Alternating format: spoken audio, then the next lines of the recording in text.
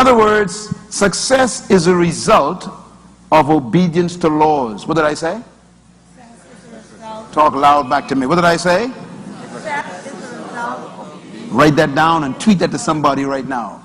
Hashtag Myles Munroe. Success is what? A result. It's not a pursuit. In other words, success is a byproduct of an activity that you are involved in.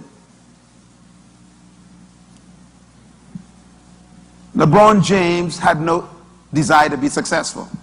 He desired to be the best player, that's all. So he followed some rules. Last night, I heard them interview him after the Miami basketball team won by 20 points. And they asked him a question. They said, "How did you do it?" He said, "Well, we had a few days off. And instead of resting, we spent all the time on the gym shooting." In other words, on their break, they were working. What was he doing? He was following one of the laws. Hard work, even when you're off. He was telling us that his success is not something he desired to pursue, but rather he was more concerned about working a law. So that's important to understand. What is success? Let me define a couple of thoughts for you. First of all, success is not what you've done compared to what others have done. Why? Because you'll always find somebody less than you and better than you. So you can actually claim to be the first in the class and still be a poor student. I remember that happened to me when I was a kid in Western Prep School here in the Bahamas. I ran home and I was so excited. I got 48 on the test. 48. And I got the top mark in the class.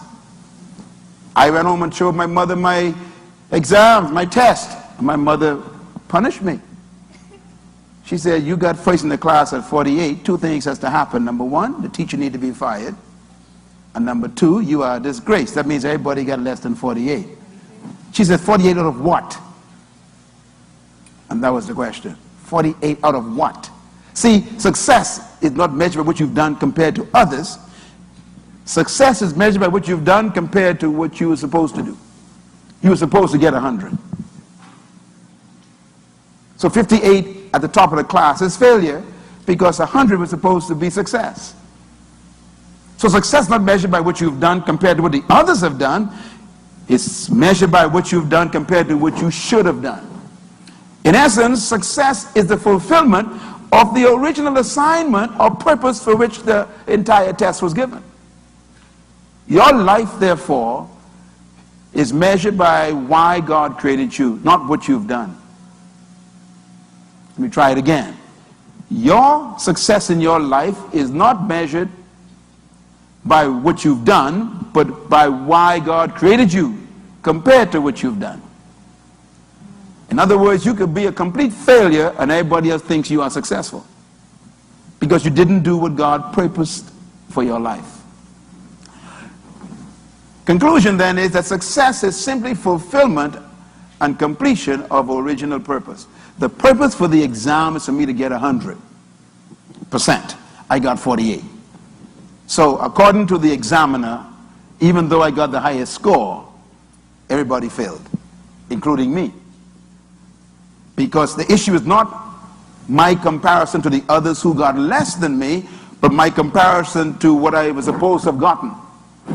The purpose for the class was 100%. Everybody still with me? Yeah. So success in your life is, first of all, discovering why did God create you? What was the assignment, the purpose for your birth?